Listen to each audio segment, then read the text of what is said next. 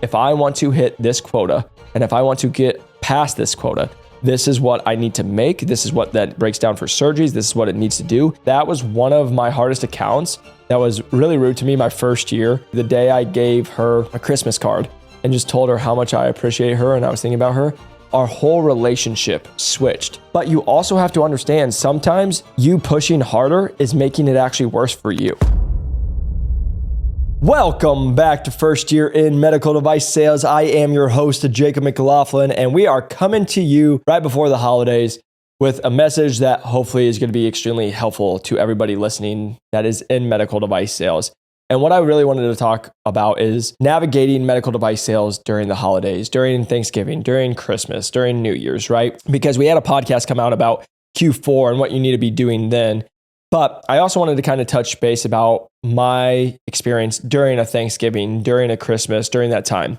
And so just really starting off with it, again, this is just going to be me sharing some of my experiences, maybe some of my tips for you guys, is number one, what I really learned, just making sure you're not overdoing it. And what I mean by that is when you guys aren't having business, when we don't have as many emails coming in, when we don't have as many surgeries going on, it can feel like you're behind. What I always would focus on is making a checklist of what did I need to get done that's going to push my territory forward, right? And that could be sending out a certain amount of emails. That could be making this many calls. That could be scheduling this many meetings upcoming. It could also be, for me, one of the biggest things I love during the holidays, and you all have to check your own company's handbooks and all the stuff, if it's the Sunshine Act, what you can give. But one of the things I personally did was I would just go get cards and do handwritten cards to all my accounts. I would actually go and say, thank you so much for trusting me with all of your surgeries or trusting me. I would go to my surgeons. I would go to the hospitals. It was all the people I worked with, right? So whether it was Thanksgiving or it was Christmas, I literally would go get a card and I would go and handwrite to the office managers, to the MAs, to the people that I was working with. I also was talking with all the people that were either the surgeons themselves and just say, hey, thank you so much. But then I would also go to if I was with the OR director or if I was talking to the GYN director when I was in GYN, all the different people I wanted to go have conversations with, I would get them a card and just say, hey, I want to tell you how much I really appreciate you. That was one of my hardest accounts. That was really rude to me my first year. I just kept being that little golden retriever that just kept smiling and being nice, even though they didn't treat me so well. And I'll sit here and tell you the day I gave her a Christmas card and just told her how much I appreciate her and I was thinking about her, our whole relationship switched because she saw that I actually cared about her, because I don't think she got many Christmas cards. I don't think many people thought of her. And just making sure she felt seen. That's number one that I wanted to talk about. Is just making sure that the people you're with, even nurses, scrub techs, OR directors, they get overlooked in these roles all the time. SPD. And there's a way you can come in during the holidays when they might be watching everybody else get gifts and everybody else feel special. And maybe this is the opportunity for you to make them feel special. And I think that's something I just want to really put out there. But when I said get what you need to get done is, I would go in, and what I learned was normally during Thanksgiving, during Christmas, those weeks shut off really after December 17th, 16th, 18th, whenever that's going to fall in during the week. Once you hit the 20s, a lot of the business falls off in December. And then also Thanksgiving, nobody's going to be working really the Tuesday, the Wednesday, the Thursday, the Friday, even coming back on that Monday. It's challenging because now it's December, it's Christmas time. Everyone went and spent all their money on Black Friday and they're going into it. But it was just more me being an actual human being and having those conversations with them. And then when you would come in, again, doing the checklist of what do you need to get done, there are going to be budgets that a lot of times at the end of the year can get pushed. So I would be making sure that I'm following up with everybody who had the budgets that you could go have conversations with. I'd be making sure that I was at least sending a certain amount of emails. I was seeing if I could get a couple people on the calls that I could maybe do a meeting with or maybe go take a lunch with, because a lot of times reps will just quit. I don't want you to quit. I want you to exhaust it. But this is what I want to sit here and say is I've talked to reps that they either just try for an hour and then they don't do anything else for the week or 2 weeks, or they start taking time off because they're well, it's the holidays. This is the time where you can really get ahead. But then you also see the other side of it where reps are working 6 hours, 8 hours, 10 hours, 12 hours, and they're just hitting their head against the wall because the office is closed where the surgeon's at for the next 4 days. So you sending out emails and trying to follow up with them, they're not even working. So it's not even going to do any good for you. So it's just seeing where you're at. So that's number one advice. But number two, this is where I really just wanted to come for you all, is on the holiday season. What I learned is this is a lot of great time for you to have some downtime for you and downtime for you to get better. Because one of the conversations I had with our team is, what I watch so many people do is they talk about, I'm going to be ready for the new year. I'm going to be ready for 2025, right? But what I watch a lot of mediocre people do is they do nothing for November and nothing for December. And then January 1st, they're like, all right, I'm ready to finally hit the ground running. Compared to where I've watched the top performers, and what people really do is during November, during December, they're actually getting podcasts, they're doing self-work, they're getting enrolled in programs, they're talking with other mentors, they're getting mentorships, they're prepping their 2025, the next year ahead. They start getting it and they're getting it all prepared. So once January 1st comes, they can go hit it. So the reason I'm just saying that is take some downtime.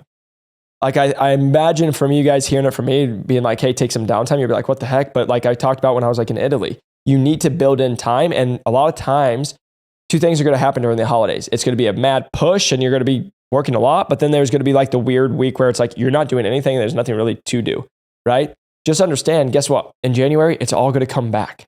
You're going to have more business. Everyone's going to be trying to like start the new year or start getting insurance deductibles, all that stuff. Learn how to go, but also learn how to rest. But what I learned when I was resting was maybe I was resting from, hey, running all these trades, running all these places. But what I usually did during really the November, like Thanksgiving time until Christmas or even the new year, was that's when I would invest in courses. I would invest in getting with a mentor. I would invest in getting with other people that could give me skills that are going to help me. But also, I would take 2 or 3 days off and do nothing with my job. I do nothing with my work. I would do nothing. Maybe I would even go travel and then come back because it would put me in a new environment. And what would happen is when I'd go into that new environment, I thought more clear. Because when you're always in their same office, your same account, your same car, your same thing, you're always in your own stuff all the time. But like I was telling one of our employees, like when I go to Flagstaff, that's 2.5 hours and I get out in the woods, or I go to Italy, or I travel every time I'm out there, I actually come back and make so much more money in med device sales because of two things. You know, when they say shower thoughts, well, that's because you're thinking about stuff that you're finally out of your environment and you are like, oh my gosh, it finally works. That will happen. And number two, you start seeing the world a little bit different. You stop seeing like, hey, you know, I remember being in Italy and being like, wow, nobody knows that what I do, what I sell, what my quota is, anything else. They're just wanting to have a good time. When you look up in the stars and you realize, oh, there's a galaxy, there's a million stars, and the stuff's millions of light years away. And we're just one species, one human being, a speck on the earth. Like you realize a lot of this stuff doesn't even matter. And so it would just help me reframe my mind. And so the reason I'm just saying this to you all is so many times all the reps that I talk to, all the people that are in the industry, it's like they go, but it's only med device sales that they focus on all the times. And it's okay sometimes to rest. But what a lot of people don't do is they don't take rest that's going to like fill their cup up, get out in nature like myself, or do something like that is going to make me feel better, but also maybe make me think a little different. But also if I'm going to prepare for 2025, if I'm going to prepare for the new year, I'm going to maybe do a little more self-development on myself. I'm going to do a little more podcast. Maybe I'm going to work through some stuff that I haven't worked through yet. Or even lastly is normally when I would make my plan would be around between December 20th to December 31st. I'd make my plan for 2025. And it always happened after a workout because I'd go work out and then I'd go sit on the treadmill and then I'd be thinking about this past year. I'd do my reflection and then I would think about the new year and all the things I wanted to accomplish. And then I would go and I'll be like, hey, here's my quota. And I'll never forget being at Medtronic. And that year I hit quota, I was top 10 performer. That happened because of December. I remember actually going to the gym on Christmas because I didn't go home that year. And I had a key to the gym and I went and worked out by myself. And after my workout, I got on the treadmill and for an hour, I sat there and walked and I was listening to a motivational video. And I sat there and I was like, if I want to hit this quota and if I want to get past this quota, this is what I need to make. This is what that breaks down for surgeries. This is what it needs to do. And these are the opportunities I've already been working on. Here's where I go. And then I found out, well, there's 4 places I need to follow up with. And then I was like, oh, and then if I get this doctor and this doctor, this will work out. And I started pre-planning for 2025 in December. So when January 1st, 2nd, 3rd, 4th, all that came in, I already had exhausted December. And now in January, I was ready to hit the ground running. That's what I would just encourage you guys, because again, I took that time to just like fill my cup on, because you as reps, you as people in the industry, you're always focused about everybody else. You're focused on the surgeons, you're focused on the surgery centers, you're focused on the hospitals, you're focused on everybody else who's needing stuff from you. But this is the time for you to focus on you. Fill your cup back up. Get ready for the next 6 months, right? My quota when I was at Medtronic got done in April, right? So I was like, okay, I have a 4-month blitz to go here now. We got to get it going. But I made sure to take some time to rest. So I'm just hoping this is helpful, and maybe it gives you a really different way to think about it. Is like I talk about Q4, right? Just go figure stuff out. You want to go crush it. You want to go push. You want to go make a difference. But you also have to understand sometimes you pushing harder is making it actually worse for you. If you can get deals done, if you can go do it, be curious, keep making calls, keep doing stuff. But for example, Christmas, Thanksgiving, Black Friday, just chill. Because everybody will be like, no, I got to get surgeries done. I got to go do this stuff. Guess what? Unless you have to be at a surgery that day, surgeries will be there tomorrow. Surgeries will be there next week. The relationship will be there next year as long as you keep doing a great job. But again, just remember, a lot of times I talk to many reps because I felt it. That's why I can speak to it. Because you feel like you always need to be doing something. You feel like you need to be busy. And you'll get PTSD of like, oh my gosh, am I losing accounts? Am I all the stuff because I'm not? But that's just because you want to be a high performer. But I would just encourage you, take some time, maybe take a nap if you don't take a nap.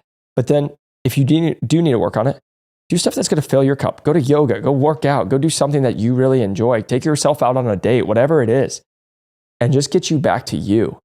Because there's so much that happens on the year, but what I love to do in this time is just reflect on the year.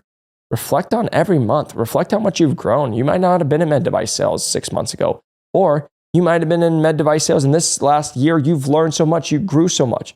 I remember doing that my first year in med device sales, and I was like, wow, man, me in January to me in December is a different human being. And then how I'm thinking for the next year is, man, I'm thinking even bigger, and I'm thinking like I'm going to mature even more next year. And so I would just take that time for you guys to have that reflection for you and to really get yourself, because what people miss, and hopefully you get this from the podcast and the podcast last week with Johnny, is you focusing on you and the person you become is actually what makes you the best med device sales rep out there. And many people miss that. They're all like, what's the skill? What's the do stuff? But who cares about the skill if your cup's not full, if you're not providing value? And so that's what I would really focus on during these holiday times, and make sure you get around people you love, get around people that are going to lift you up. And my last thing on that is if there's people who tear you down, probably stay away from them, even if they're family, because it doesn't do you any good. And that's just Jacob being Uncle Jacob for you and hopefully giving you some life advice. But hopefully this was helpful. If you can, press that like and subscribe button. Keep following along. If you guys have questions, please feel free to reach out. But I just want you guys to know, I just want the best for you. I want you to keep crushing it. And we'll see you on the next one. Go hit quota. Peace.